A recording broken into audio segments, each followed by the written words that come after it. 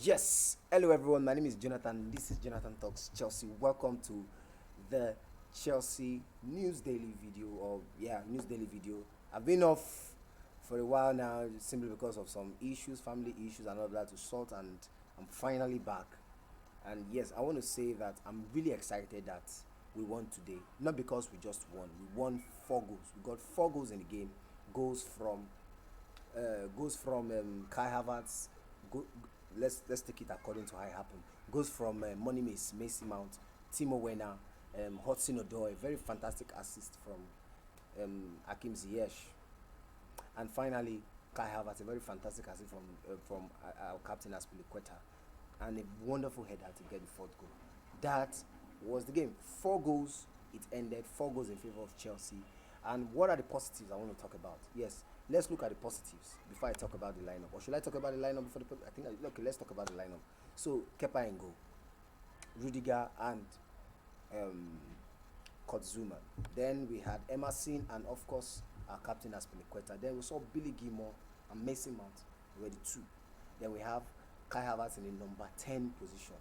And then up front we saw Odoi on the left, Ziyech on the right, and Kai Havertz in the number 10 position. Then finally we have a Timo Werner. Timo Werner was the striker for me. So with that being said, how did it fare? Let me just give my own take. First, I would say that this is the kind of formation that I think that Frank Lampard should look into adopting. There was a time Chelsea was playing this formation and we were really doing good. If I'm not mistaken, this man played it.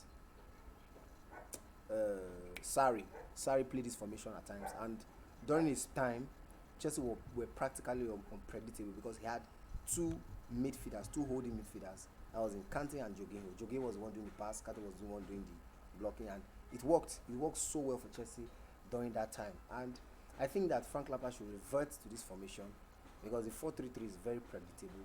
I think teams know what to expect when you are playing a 4-3-3 formation. Yes, we do have tricky wingers, but of late it has not really been working, and it has been the whole team's fault. And this formation really served us well. If we can continue with this formation, I think for maybe 4 games, the team will be oiled up, and then we'll be very used to this formation. With this kind of formation, we are unpredictable. We're unpredictable, and with a player like Ziyech on the right hand side, when he cuts in with his left, it's very easy for him to pick out options because someone like Pulisic will be running like Odoi today. He ran in and he got his goal. With that kind of quality, Chelsea have the quality. Chelsea have the team. We just need to give Frank Lampard time to gel with this boy. So this formation, 100%, scrap the 4-3-3 for now. It's not really working. Let Mason drop deep. Pair whoever is playing that DM role, let Messi come down and support from that DM role because we know Money Messi is an amazing player. He's a brilliant player. You can have a Kovacic there. You can pair Kovacic and a Kante. You can pair whoever. We have the midfield to make it work. But let's not go back to the 4-3-3 formation. The 4-3-3 formation is not really working for Chelsea at the moment. Maybe during the game you cannot switch, but beginning of the game, this 4-2-3-1 formation, I think personally, is the way forward for Chelsea. And so let's look at the individual brilliance of our players today. Kepa did fantastically well today. Kept a clean sheet. He could have conceded a goal. In fact, they would have scored Chelsea earlier on, but he kept his cool, he saved that ball, and he put his body well to avoid it going over the line. And throughout the game, whenever we needed him, there was no mistake. There was no when they pressured him, there was no mistake. He did well. But somebody would say that Morcambe didn't really play well to pressure Chelsea. I beg to differ. When they had corner kicks, he was there. When there was set piece, Kepa Arrizabalaga organized his line. It's just unfortunate right now he's our second goalkeeper behind Mendy. He's our second goalkeeper, and we talks linking Chelsea with Donnarumma. So if Chelsea go get Donnarumma, it means that Kepa is on the way out of Stamford Bridge. But yeah, today's game, it was fantastic. He did great, and that's what we expect of Kepa. If he can keep up with this performance, Chelsea's goalkeeping issue is solved forever, and I mean forever. Then we see Zuma and Rudiger. They played so well together. They commanded defense line. In fact, throughout the game, Chelsea was playing a very high line. We were pressing and pressing and pressing. Chelsea made, I think, a total of over, I think, 600 and something passes to 50 something passes for Morcambe. That's to show you how we controlled the game for the whole of 90 minutes. Those people had like 2 minutes of, or a minute of brilliance, and that was it. Patches of 1 minute brilliance. That was what they had, and that was it. I think they had it like twice or three times.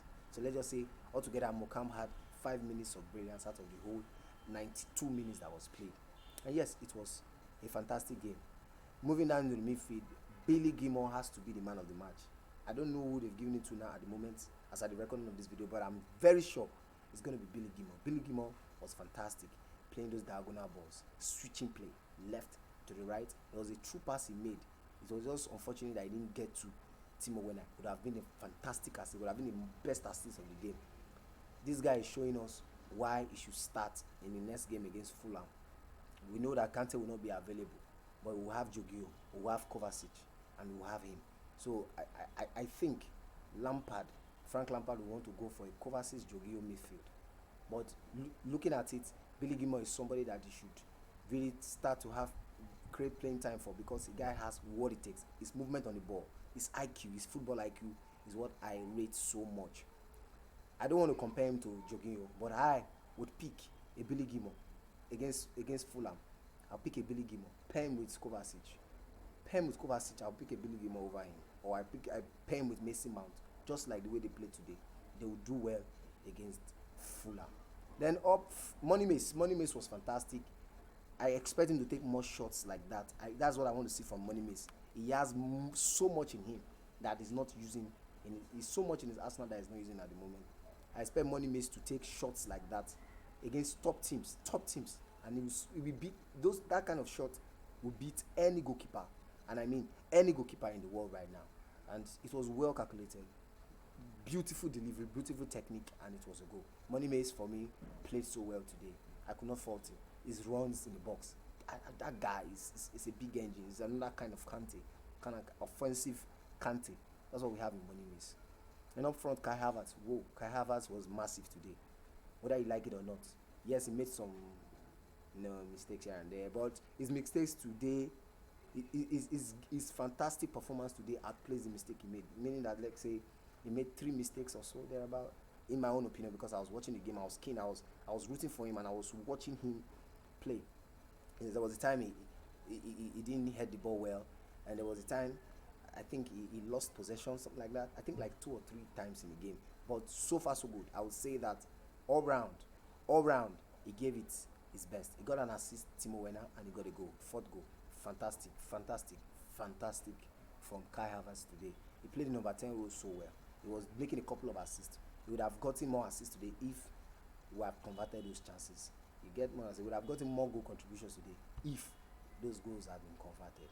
That's for Kai Havertz. Then to my wingers, Hudson-Odoi was brilliant. He's come back to the Odoi that I used to know. Odoi that was playing well before he went on injury. The Odoi that took out 3 Arsenal players. I was seeing him as a miniature Eden Hazard. I was seeing him as somebody who would succeed Eden Hazard. And yes, he's coming into it. Look at that beautiful run into the box to meet Ziyech ball and got that goal. Hudson-Odoi is coming into it. Believe it or not, if all these players can just be at their best, Chelsea will be the deadliest, and I mean the deadliest team in England. And on the Ziyech, of course, fantastic player. He tried as much as possible to get a goal today until he was subbed off.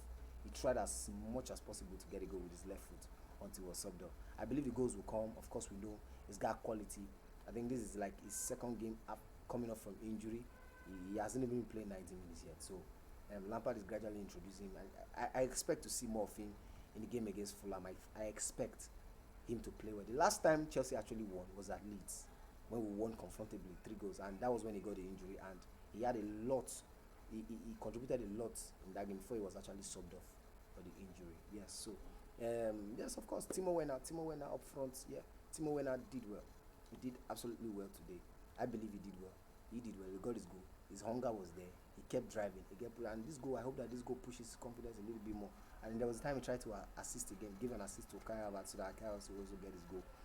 I hope this pushes his confidence and I hope that this helps it, to just bring out the beast in him. Now, when teams are playing low block, Timo Werner is not really your go-to striker. Oliver Giroud is a go-to striker, or Tammy Abraham. But when we are playing a team like Man City, Liverpool, Arsenal, those kind of teams, Timo Werner is a go-to striker because they will leave space in behind the defenders, and then we pass on him, and then we just. That's what Timo is good at. He reminds me of the Fernando Torres of Liverpool, not the Fernando Torres of Chelsea. Though Fernando Torres played well for Chelsea, yeah. I don't consider him a flop at Chelsea, but if you want to talk about the best of Fernando Torres, you're looking at Atletico Madrid, or you talk about Liverpool. See the way he runs in behind defenders. That's when you get the best. But when he's playing against a low block team, you don't really see the best out of Timo Werner, because he's not really the dribbling kind of striker. He's pacey, boom, and he scores. That's what he does. And I was so happy to see him get a goal. I was so happy for Kai Havertz today too. The substitutions that were made: Giroud came on, Tammy came on, Pulisic came on. Fantastic substitutions, very good substitutions. Anjorin came up. I believe Anjorin was trying to force the ball too much early on. You have nothing to prove, my guy.